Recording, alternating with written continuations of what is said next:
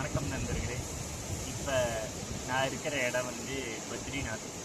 இது வந்து இமாலய மலைகளில் ரொம்ப ஒரு உயர்மட்டத்தில் இருக்கிற ஒரு இடம்.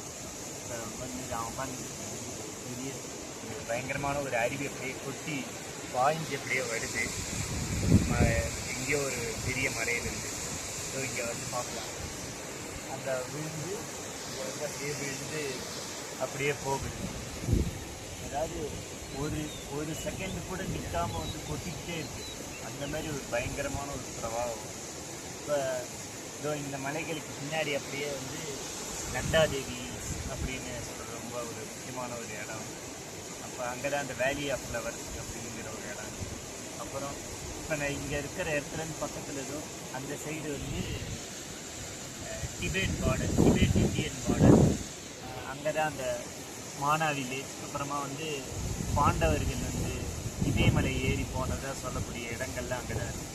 ஸோ பயங்கரமான ஒரு பெரிய பிரம்மாண்டமான ஒரு இடம்.